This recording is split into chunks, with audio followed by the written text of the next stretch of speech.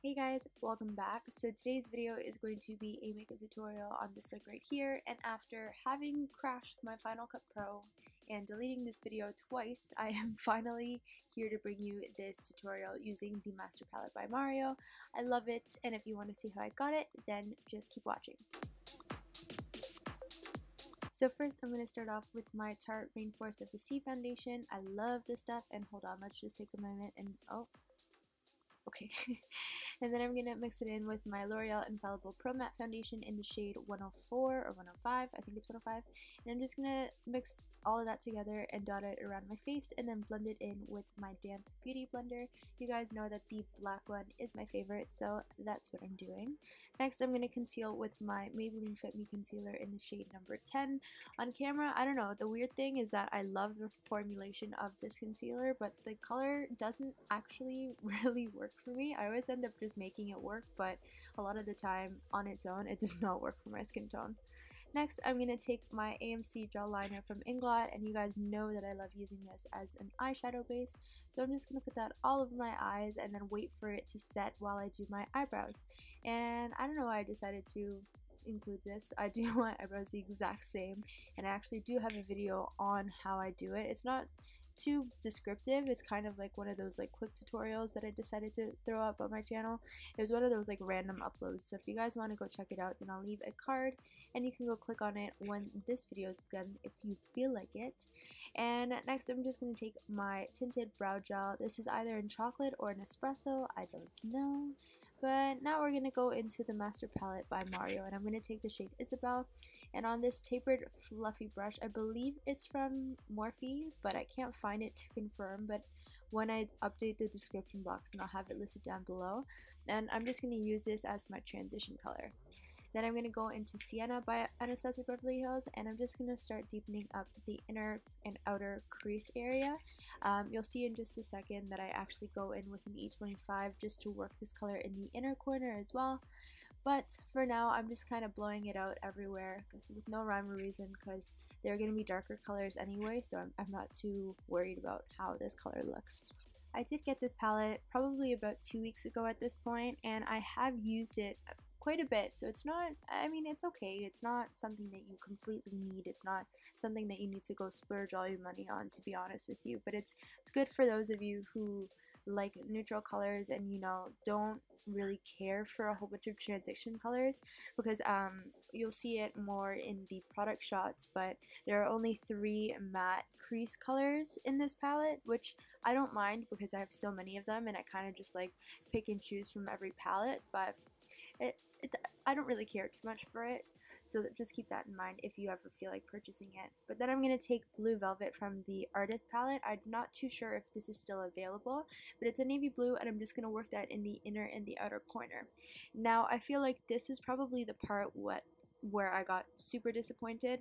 This color in all of the product shots, like whenever they had posted it on their Instagram and all that kind of thing, I was so excited for the shade because I thought that it was so unique, but it was not. I mean, it's still unique, but it wasn't the shade that I thought it was going to be, and for this look I wanted it to be a bit more, I guess, metallic, if that makes any sense. And it was one of those things where, yeah, I could have just, you know, wet my brush with Fix Plus or something like that, but not even that worked. So to kind of cure that, I took the shade Marina, and at first I dotted it just in the center of my eyelid, and at this point I'm just like, I don't know, I'm just gonna wing it, because I pretty much winged this entire tutorial, to be quite honest with you.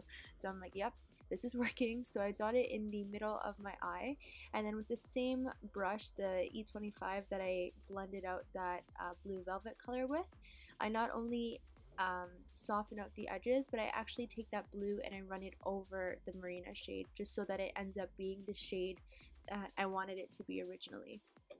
And then at this point, it's just laying down the color and blending it out and laying it down and repeat and repeat and repeat.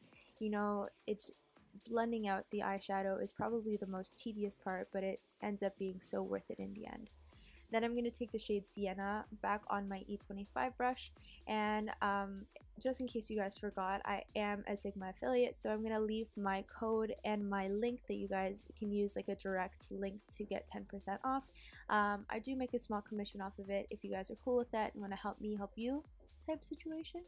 but what I'm doing is I'm just mimicking what's on top on the bottom, and then I take this angled brush with a little bit of Claudia and Blue Velvet mixed on it, and I'm gonna work that just along the lower lash line all the way into the center of the lid, because what I wanted to do at this point is I wanted to create a halo smoky eye, but not just for the top lash line. I wanted to create it pretty much only on the lower lash line. So I'm going to take this Sigma brush. I'm not too sure about what brush that actually is, but I'll leave it down in the description box. And so I'm going to put the eyeliner down as a base. I'm going to put Claudia on top, and then I'm going to put Marina on top as well. So it pretty much mimics the exact same situation concoction that's on the lid, but I want it to really pop in the lower lash line as well. And then I'm just going to take that same E25 and just blend everything together along with that Blue Velvet eyeshadow. Then I'm going to go and curl up my eyelashes. This is one that a friend of mine actually gave to me, so I'm just going to use that, kind of look like a crazy person for a little bit. And then I'm going to go into my Maybelline Lash Sensational mascara, which is my favorite, and I was struggling a bit because I kind of had a little bit of mascara from the day before, but you know, nobody needs to know that. But next I'm going to take my Makeup Forever matte bronze powder in the shade number 20.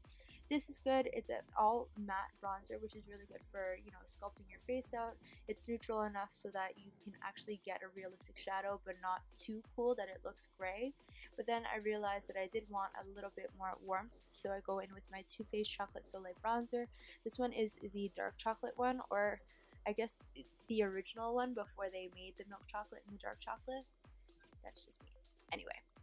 Then I'm going to go in with my Anastasia Beverly Hills That Glow Kit, and I'm going to take Golden Bronze, and then I'm going to take this shade right here. I forget exactly what it's called, but I'm just going to add a little bit more dimension on the lid with it. For eyelashes, I did go in with my Sephora Collection Flirt number 30 lashes. I'll leave a link to them down in the description box, but they were super inexpensive, which is pretty cool.